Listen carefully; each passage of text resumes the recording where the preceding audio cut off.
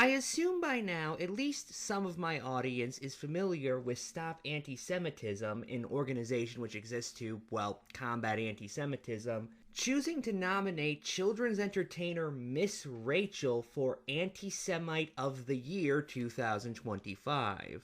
Now, an article from the Jewish Telegraphic Agency already went over their controversy regarding the choice not to nominate Nick Fuentes, despite him being a very open neo-Nazi, Holocaust denier, and anti-Semite. If you want more evidence of that, Nathan Robinson has a very good video on the Current Affairs YouTube channel going over Fuentes and his political views. In a follow-up post, Stop Antisemitism said it does not nominate people more than once and has nominated Fuentes in previous years. Quote, while he was a finalist a few years back, his absence from this year's cycle does not erase his anti-Semitism. Rather, it allows us to focus attention on other individuals who are spreading hate, the group wrote.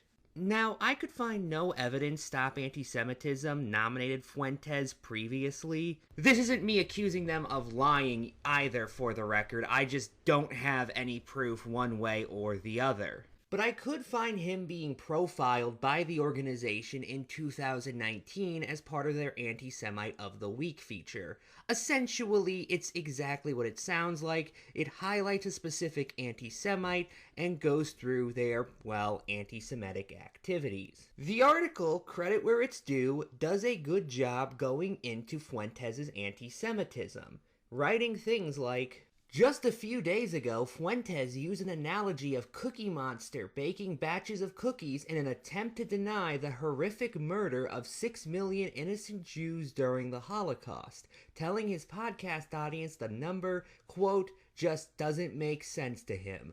This open and unashamed denial of the facts of the Holocaust is atrocious and disgusting. Fuentes frequently targets Christians who support Israel or, as he claims, quote, are working for the Jews. In one of his video blogs, now removed from YouTube for policy violation, Fuentes attacks Matt Walsh from the Daily Wire and states Walsh is a, quote, Shabbos Goy traitor, that's what it is, folks. He hates white people. Race traitor, you work for Jews. Nazi Nick also takes his anti-Semitic tirades out on the president of Turning Point USA's Charlie Kirk, tweeting, Charlie has some obsession about supporting Israel. Also, the TPUSA event at Ohio State University earlier this week featuring Charlie Kirk was crashed by groypers, what the alt-right followers call themselves. Fuentes was being credited for hijacking the event. For those curious, the person they decided was Anti-Semite of the Year in 2019 wasn't Nick Fuentes. It was Congresswoman Ilhan Omar, who, regardless of what you think of her, didn't publicly deny the Holocaust that year, nor did she call people who disagreed with her race traitors. They don't even accuse her of such in the video. Actually, you know what? Let's commentate on that video from 2019 and see what their arguments were.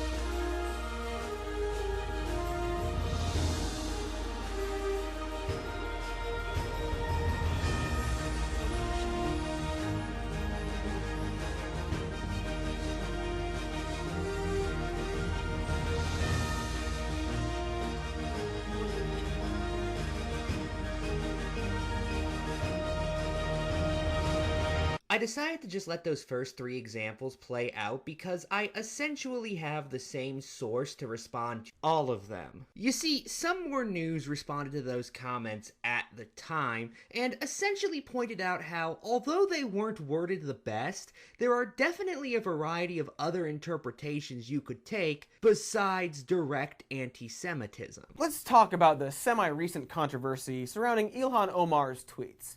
Ilhan Omar once tweeted in 2012, Israel has hypnotized the world, and more recently, in reference to why the GOP is threatening to punish those in Congress who criticize Israel, she wrote, it's about the Benjamins, baby, followed by a musical note emoji.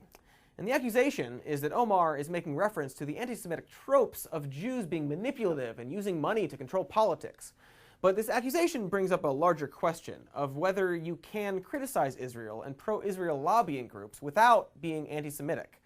With her All About the Benjamins Baby tweet, Ilhan Omar was, if you believe her statements explaining her tweet, criticizing pro-Israel lobbying groups, not Jews as a whole. And the whole point of a lobbying group is to use money to influence politics. So it's hard to say if this is actually intentional anti-Semitism. And in terms of the Israel has hypnotized the world tweet, the language could be interpreted as playing into Jewish puppet master tropes. But it's also the same language we use to criticize governments all the time. Terms like hypnotized, mesmerized, puppeteered, or manipulated have been used to describe various governments and administrations, so it's not a term that's exclusively used as a dog whistle. But given the history of Jewish people being stereotyped as being manipulative, it'd be more sensitive to use other language, something she's admitted to.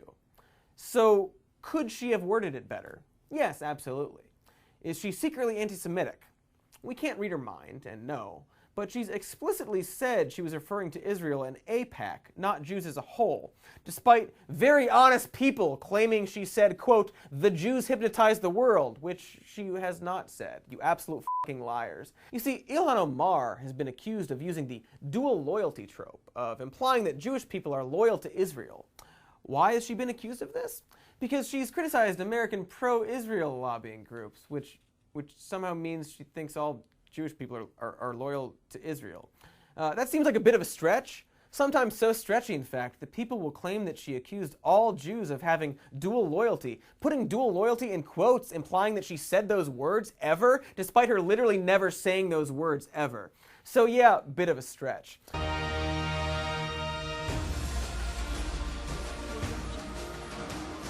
This is too vague to mean anything. What do you mean by she supports it? Is it something she has personally endorsed? If so, do you have any evidence of that?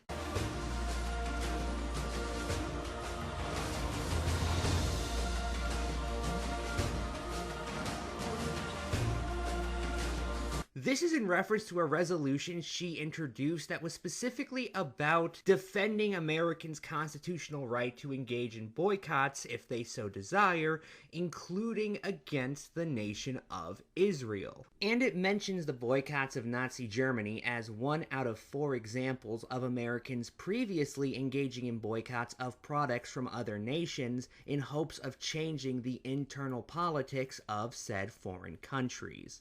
Not ideal, mind you, and I can understand why some would find this offensive. However, it's clearly more complicated than they frame it as in this video.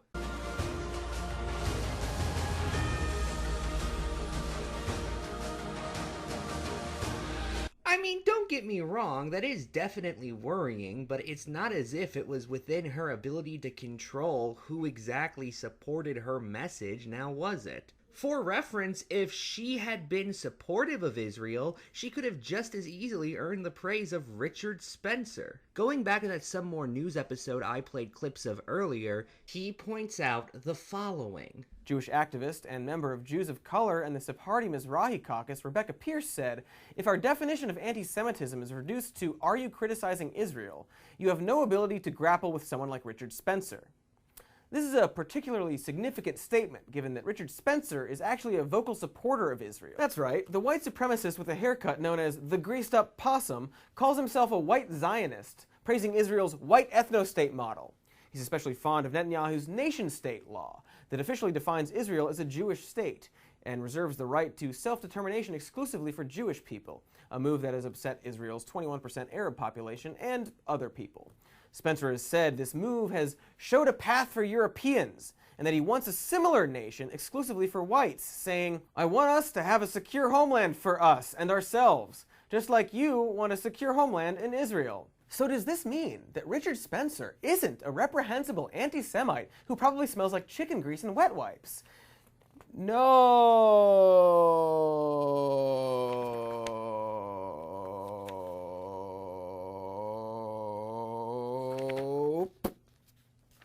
he is still one of those things, saying Jews are vastly overrepresented in what you could call the establishment, and that they're responsible for the fact that white people are being dispossessed from this country. Richard Spencer was one of their 3 finalists for Anti-Semite of the Year in 2019, for those who didn't know, by the way.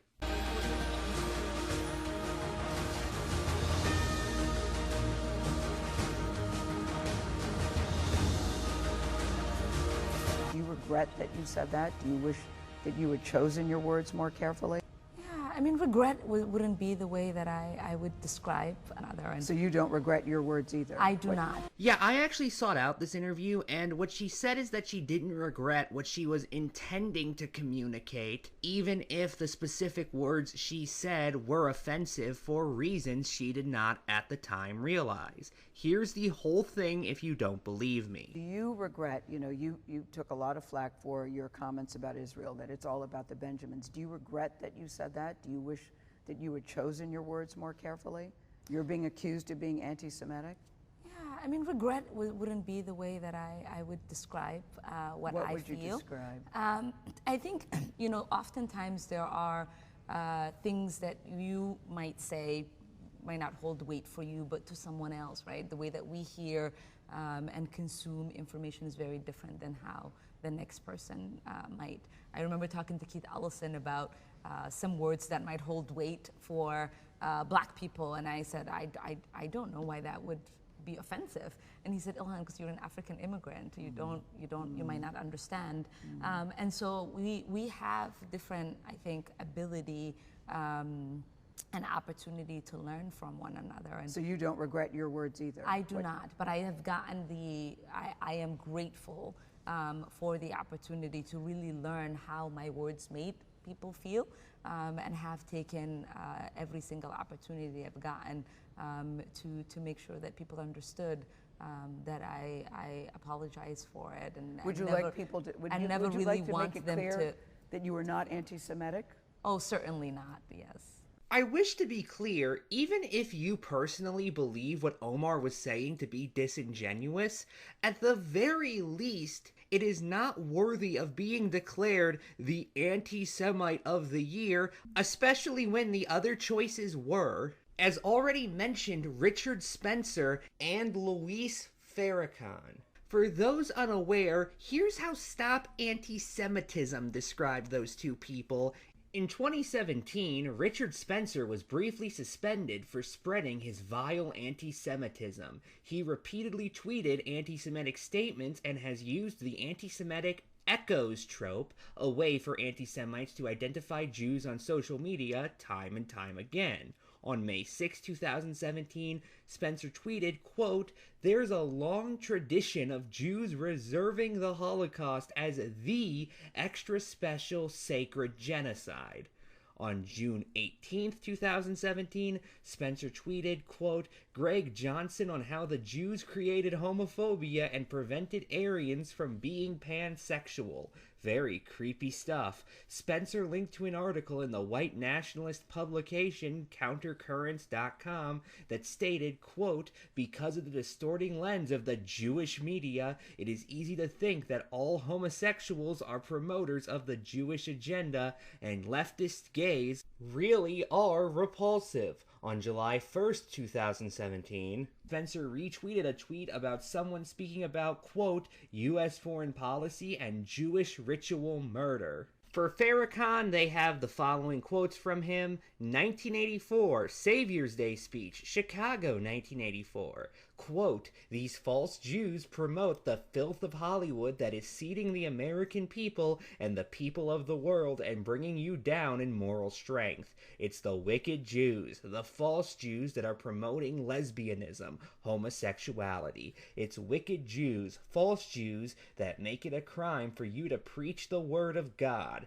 Then they call you homophobic." 2015 Savior's Day speech, Chicago. Quote, "There were many Israelis and Zionist Jews in key roles in the 9/11 attack. It now appears that 9/11 was a false flag operation. We know that many Israelis were arrested immediately after the attack, but quickly released and sent to Israel. We know that an Israeli film crew dressed as Arabs were filming the Twin Towers before the first plane went in. In other words, these Israelis had foreknowledge of the attacks. We know that many Jews received the text message not to come to work on September 11th. For those unaware, Farrakhan is referring to a very long debunked conspiracy that Jews in general had some sort of advanced knowledge of 9/11.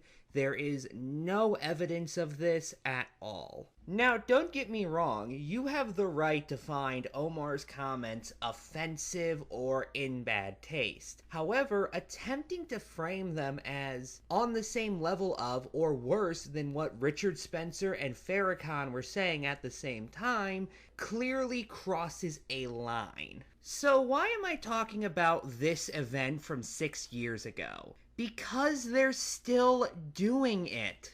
This is the aforementioned list of 10 people they have nominated for the position of Anti-Semite of the Year. Let's zero in on Stu Peters. Here is what they write in the Anti-Semite of the Week feature on him. This obsessive anti-Semite has jumped on the Jew-hating bandwagon all across X and on his own show. He refers to Jewish people as the, quote, synagogue of Satan, accuses Jews of killing Jesus, and believes slavery is Jewish. In a recent video titled Holohoax, Fake Gas Chambers, Fake Pictures, Fake Holocaust, Peters goes on for over an hour listing the reasons he hates the Jewish people, including this absurd claim, quote, this is a group of people who cooked up horrific genocide porn ideas in their heads and sold them to the world and then used it to seize control of other people's lands. He goes on to call the atrocities of October 7th made up and a Jewish fantasy. He also refers to the Holocaust as a fairy tale. He continues, nobody gassed and burnt millions of people. It just didn't happen. It's not even possible. This isn't anything new for Peters, as he often denies the Holocaust on his X platform. Peters was incredibly triggered by the celebration of Hanukkah falling on the same day as Christmas Day this holiday season. He blasted politicians and professional sports teams who dared to publicly share their celebration for the holiday. To add to his tirade, he added, Hanukkah is fake and Judaism is satanic. Or how about Bryce Mitchell, who they said the following about? Only months later, in January of 2025, Mitchell took his rhetoric to new and shocking depths. On his freshly launched podcast, he defended Adolf Hitler, openly praising the Nazi dictator. Quote, Hitler was a good guy. He fought for his country. He wanted to purify it by kicking the greedy Jews out that were destroying his country and turning them all into gays. By attempting to recast Hitler's genocidal campaign as patriotic, Mitchell engaged in outright Holocaust distortion. His comments not only excuse the systematic murder of 6 million Jews, but also recycle hateful lies that continue to fuel modern anti-Semitism. Mitchell went even further, denying the Holocaust outright. Quote, these Jews were controlling his country. There's no possible way they, Nazis, could have burned and cremated 6 million bodies. You're going to realize the Holocaust ain't real. Now let's compare that to how they talked about Miss Rachel, the children's entertainer who they are nominating for Anti-Semite of the Year. First off, they didn't even declare her Anti-Semite of the Week in their profile of her. Seriously, the article ends with, disclosure, Stop Anti-Semitism has not named Miss Rachel as Anti-Semite of the Week. We have simply raised concerns about her recent uptick in content echoing Hamas-aligned language. We continue to urge AG Pam Bondi to investigate the funding behind Miss Rachel. Her inclusion on this section of our website is for organizational cohesiveness only. Now, the article highlights her claiming to have seen photos of starving children with protruding limbs. However, these were quickly debunked as a misrepresentation of a child with cystic fibrosis, falsely used to accuse Israel of starvation tactics, consistently sharing the claim that between 14,000 and 15,000 people have been murdered in Gaza since October 7th. These figures come from Hamas Health Ministry, which was also debunked when it admitted over 72% of those killed were combat-aged men, not women or children. Spreading false reports of Palestinian children dying from hypothermia in December. The widely circulated photos were actually taken from Wikipedia, not Gaza. And at the time, temperatures in Gaza were in the 70s. Miss Rachel condemned these deaths, once again citing Hamas and Al Jazeera propaganda, amplifying unverified claims that Israel was indiscriminately bombing and killing hundreds of children.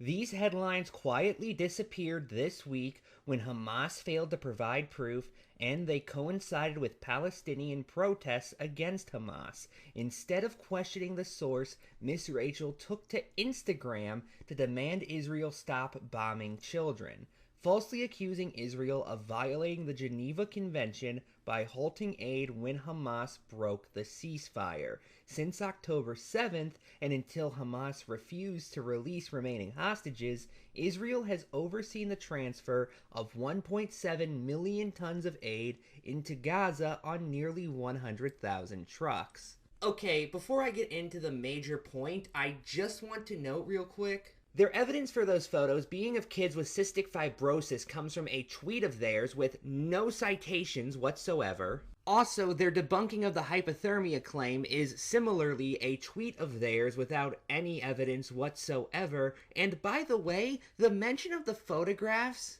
that were circulated at the time is totally irrelevant to what Miss Rachel said, because best as I can tell, those weren't in her original post on the topic. Now, even if I grant Stop Anti-Semitism everything they claimed, which as already established I don't, fundamentally I just want to point out the massive disproportionality between this entertainment figure and others on their list. Miss Rachel, regardless of what you think of her, did not publicly deny the Holocaust. Essentially, her worst crime, best as I can tell, is being incorrect.